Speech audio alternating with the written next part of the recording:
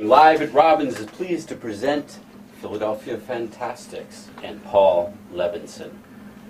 As always, Philadelphia Fantastics, they're home here at Robbins. A wonderful evening. We appreciate the exploration of this field. Let me just say a few words about the relationship of Unburning Alexandria to the plot to save Socrates.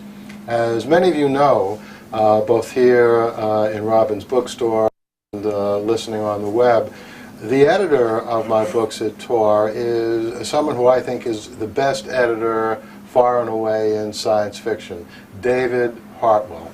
And I've always loved working with him as an editor.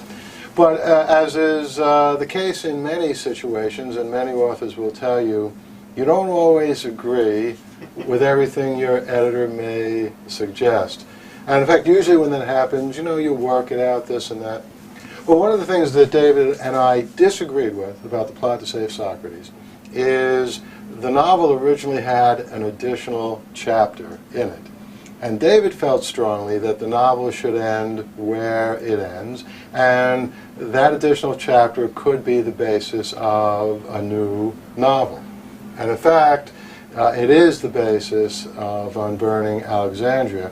But what you are going to hear tonight is what, for the most part, was written at the same time I wrote the novel The Plot to Save Socrates, but wasn't published as the last chapter there, and instead is the first chapter of Unburning Alexandria. Now, I know that, much as I hate to admit it, that there are probably many people out there, certainly in the world, and no doubt in the audience, who haven't read The Plot to Save Socrates. I don't care. No, I always care about my potential readers because they're so few. I want to keep them as happy as possible. But what I will read to you, for the most part, won't spoil most of the exciting mysteries in The Plot to Save Socrates. I mean, it'll be clear that one of the main characters survived, but other than that, not much else will be clear. So, let me take my glasses off, because I always do when I read, since I can't see without them. And let me begin with Unburning Alexandria, Part 1. Alexandria, 413 A.D. Sierra walked quickly past the library in Alexandria, her sandals slapping on stones. No clocks were on its wall, but if there had been an hour hand and a minute hand in alabaster or some other white mineral that matched the walls, Sierra knew the minute would be pressing the hour, and that hour would be 12. The library was at its end. Hypatia! She turned around. Synesius, an unexpected pleasure. You should have sent word. Ptolemais to Alexandria is a long way to travel for a surprise visit. Sierra knew Synesius was desperately in love with her. She was in love with no one likely alive in this world. The winds were kind, Synesius said. I boarded the ship 4 mornings ago, and here I am. The sun had just set behind him.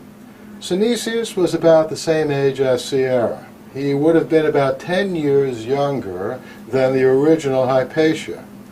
He had been Sierra's student for an intense year, shortly after she had first replaced Hypatia, who had died of a swift fever. Today, Synesius looked older than both of them put together. Dark pouches anchored his eyes. Deep creases mapped his forehead. What is wrong? She asked him. People of my faith are angrier than ever about you and your pagans. I am concerned about your safety, Synesius answered. Sierra scoffed. Why, if you have such confidence that yours is the one true inevitable faith, do you have such anger toward others? Surely, if your faith is right, all others, including mine, will fade of their own accord. Not all of us want to kill you, Synesius replied. I certainly do not. He blushed slightly. Most of us indeed believe that in time the whole world will become Christian, but there are fanatics among us, Nitrian young men, who see their mission as cleansing the world of all impurities immediately, including the purveyors of impure thoughts. Your beauty and your intelligence make you the most dangerous purveyor of all. They burn with hatred. I've seen it. Sierra turned from Synesius and the colors behind him and looked again at the library. It was bronze and dignified in this light. My father did his best to stave off the bloodshed, to contest with ideas, not knives, but he lost the battle. Sierra was talking about Theon, Hypatia's, not her, biological father. Theon had succumbed to the same fever as the original Hypatia, which had cut short Sierra's attempt to locate the cure for Socrates' illness. But when Hypatia's death was imminent, Sierra had taken some of Hypatia's DNA, traveled to Athens and the future, and had reconstructed her own face so that she looked like Hypatia. Sierra returned and took Hypatia's place. For the Alexandrian world of 410 AD and all subsequent history, Hypatia had recovered.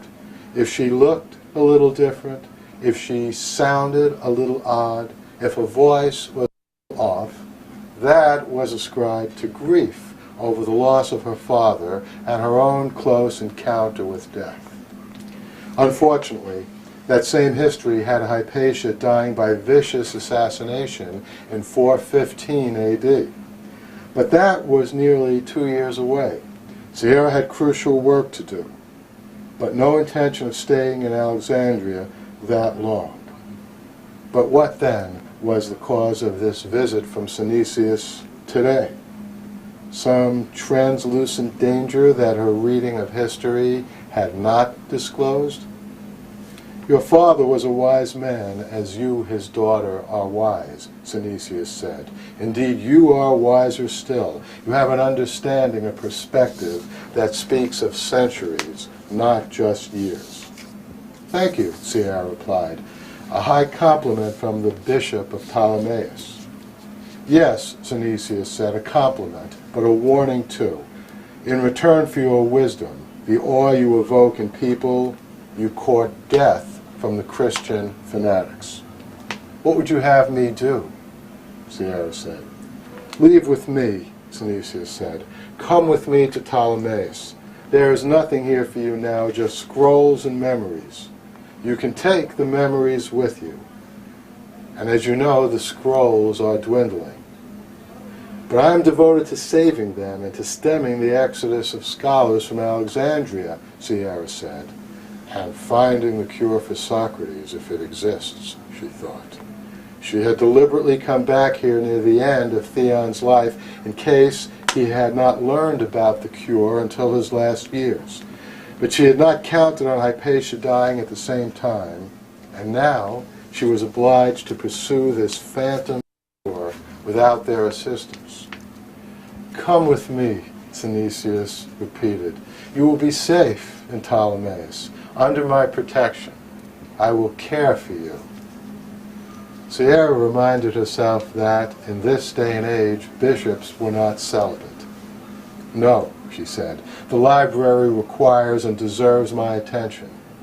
But it wasn't just Synesius' desire that she wished to avoid, or the dwindling holdings of the Alexandrian library that she yearned to protect, or the possible cure for Socrates that she wanted to find.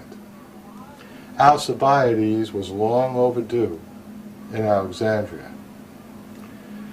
Very well, Synesius lowered his head in acceptance of Sierra's decision. I will spend the night with my brothers at quarters generously provided by Marcellinus, and leave for Ptolemais in the morning.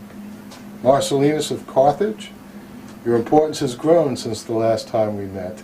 That makes me happy, Sierra said. Marcellinus was not only proconsul of Africa, but speaker for the emperor himself. But Sierra knew that Honorius ruled now only over half an empire, and it was the weaker, crumbling half at that. If only my importance were enough to convince you. Synesius reached into his robe and extracted a small bundle of scrolls.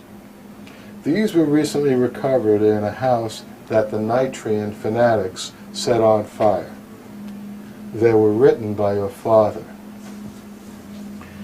Sierra looked up at the pastel ceiling of her bedroom in the library later that night and shook her head slowly. But if Alcibiades was coming here, why wasn't he here already? Where was he? She asked herself this question every night as she lay tossing and turning and waiting for sleep. She could put it out of her mind, barely, sometimes during the day, but not in the night. She looked at the little digi-locket she had picked up in the future and now kept by her bed. It was a painting by Jean-Baptiste Renault from 1785 entitled Socrates Dragging Alcibiades from the Embrace of Sensual Pleasure. A stern Socrates in the painting dragged a young, fair-haired man from a blonde woman. Nothing about the picture was right. Socrates, of course, looked nothing like Socrates. Alcibiades bore no resemblance to the real man, and Sierra, in all of her disguises, had never been a blonde. But someone, something, had dragged Alcibiades away from her. Was he waiting for the time closest to her advertised death, the time of Hypatia's murder as recorded in history, 415 AD, so that he could show up at the last minute and be sure that she, Sierra, playing Hypatia, was here? That would be a very dangerous game, but Sierra was playing it too, attracted like some fluttering insect to this hot Venus flytrap of a place and time. For what? For whom? For Alcibiades? Yes. For finding the elusive cure for Socrates, if it ever existed, even though Theon, its reported author, was reportedly gone? Yes. Even though the Biblia Synesius had given her had proved to be another dead end, containing nothing new, at least on her first heart-pounding reading? Sierra thought about those scrolls, and then about the scrolls still left in this library. She picked up a scroll she had left near the side of her bed. It was by Alcman of Sardis, a 7th century BC Spartan. He and his poetry were known in her future age, but this work was not. It would not survive the final destruction of the library by the Caliph Omar some 200 years from this past. But Alcman and his world of potential readers were the lucky ones. At least some of his work had endured. But most of the books that survived into the age of the West and the printing press, the world of Gutenberg in the 1450s, and the mass copies it would produce, they were home free. Certainly everything that had made it into her digital age in the 21st century would likely be available to please and inform and infuriate readers for as long as there were humans on Earth and other planets. Those texts were okay. But what of those ancient authors whose very names became soot in the burnings of Alexandria?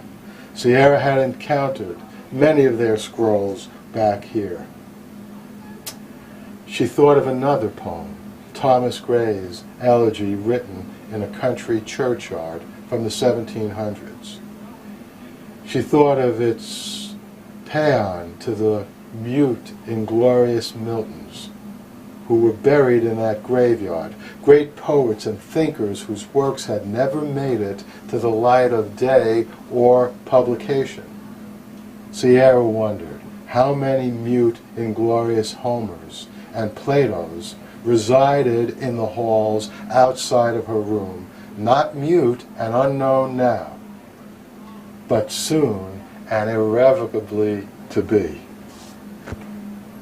No, nothing was irrevocable when it comes to time travel.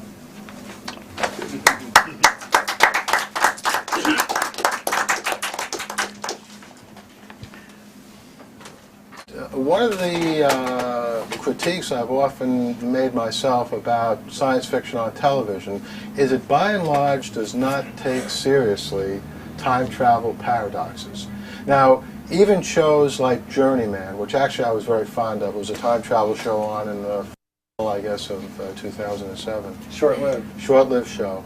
And there, by the way, it was a married couple, and it did deal to some extent with the problems, but when Dan Vassar, the lead character, went to the past and he was, gone for a period of time, whenever he came back, that same amount of time had elapsed in the future, which, if you think about it, makes no sense.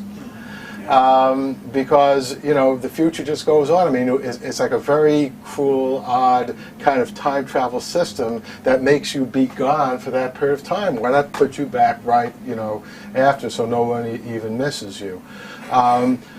The paradoxes of time travel, and I'm sure most of the people who are watching this have heard of them. The grandfather paradox. If a time traveler goes back in time and there's a sort of violent version and kills his grandfather, well then he's not going to have any children, therefore no grandchildren, so how the time traveler traveled back in the first place. You can have a non-violent, peaceful thing. You don't have to kill your poor grandfather. You can just basically, your grandfather's crossing the street and you sort of start a conversation with him, so he never gets to meet your grandmother, who is this beautiful babe waiting 2 blocks later. So how did you exist? And you don't, by the way, need to be sexist. It can be the grandmother paradox. Yeah. But there's almost no attention paid to these kinds of paradoxes. And I'll give you another example. One of my favorite paradoxes, the sort of where did the time traveler come from, right? There's like a young guy working in his lab late at night. There's a knock on the door. He opens the door, and who's there but a very familiar-looking, much older person. And this older person has come to tell him, you got to correct your equations, and just like then do this and to that, and basically coaxes him and walks him through inventing a time travel process. And of course, it turns out that the older person is this guy himself, much older. And he's able to travel back and tell his younger self how to invent standard motif. Yeah. So where did this guy come from? Right.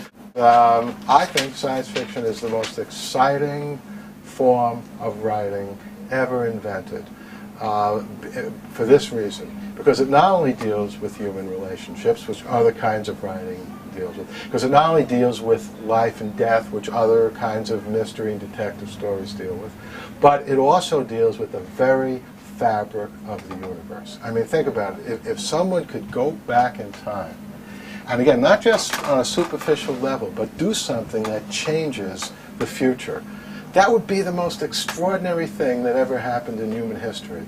And it's science fiction that deals with that. I think maybe at this point, Paul, we should turn it open if there are any Sure. questions from the audience. Absolutely. It's really an exciting project. I'm looking Thank forward you. to it. Thank you. It was fun talking to you about it. I'm Yes. just curious to find out, did you really believe there's technology out there that can, well, that we don't know, they can time travel through, or? I'm glad you asked that question, because I'm going to be honest with you and tell you the truth, okay? This will probably ruin the project, but I always answer my, readers honestly. I don't think time travel is possible, because I think it would just unravel the universe. I mean, the grandfather paradox, indeed. Or, where did the time travel from the future come from? Right, it makes no sense. Whenever you really get into time travel, there were always these loops. It's almost the root canal work of the mind. These paradoxes, you just can't make any more sense out of it. It's almost the equivalent to the paradox of the liar. What I'm saying now is a lie. Well, is that true? Well, if it's true, it's a lie. Well, then it's a lie. Well, then maybe I just said what I'm saying now is lies. That's true. And you just go round and round. But that's why I think it's such a great form of fiction, time travel, precisely because it's impossible. In fact, to me, I've written space travel stories too, and my second novel, Borrowed Tides, is for the most part a space travel story, but actually there's a little time travel in there as well. Space travel is great, but there's nothing paradoxical about space travel. It's just doing faster, better what we already do here when you get in a plane. Time travel gets at the very root of our understanding reality. So, no, as a matter of fact, I don't think so. I think totally impossible, but nonetheless believable. Yes, Jerry. In reading writing the plot to save Socrates, where the characters are traveling through various different time situations, my head was spinning in trying to figure out who was who and where they were and when they were. I wonder how you were able to keep track of it as you were writing those different chapters. Well, the thing that first comes to mind is Robert Browning, the Victorian poet's famous interview after he had published some poem, and some reporter for the London Times, before Rupert Murdoch took it over about 100 years before that, said, Mr. Browning, could you please tell me exactly what you meant in that passage in the poem? Browning thinks for a second, says, well, truthfully, when I wrote it, only two beings exist. I understood it, I and the deity. And now I'm afraid only one being understands it, and he's not standing before you now. So the truth of the matter is, I got a little dizzy writing the plot to save Socrates. And what did you think of the movie Frequency, the way they handled time travel there? I love Frequency. I thought that was one of the best movies. There are three movies actually that I think stand out, and I said, time travel as you've never seen it on television. I think that motion pictures have done a much better job. And Frequency is one of them. I thought it was wonderful. It did take the paradoxes seriously. It showed people changing, getting that, he does something in the past and it changes brilliantly. 12 Monkeys is a masterpiece. Oh, I highly recommend it. That's probably about the most complex movie you'll see. Years ago when I first rented it in the video store, someone advised me not. He said, it's way too complicated. I lost it. I said, okay, great. I'm definitely going to rent it now. I'll keep it out longer. And then the third movie is Deja Vu, which I don't think receives enough credit. I mean, Denzel Washington was in it. He gave a great performance, but that, it doesn't really do time travel until the second half of the movie. And, the twist happens very quickly at the end, but I think that movie does a really good job, of respecting the paradoxes. Yeah. That's my slogan, respect the paradox. Right. Yeah. I thought Frequency was one of the best science fiction movies I've seen. Very small scale, but really neat. I agree. I agree. Yeah, I highly recommend it for everyone. It's basically someone whose radio, suddenly gets, connected. His ham radio suddenly gets connected to his father, whatever it is, 20 or 30 years earlier, who happens to be a fireman. There are all kinds of exciting things going on in the movies. It's done very, very well. Thanks, Paul. Hey, thank you. Terrific. Thank you.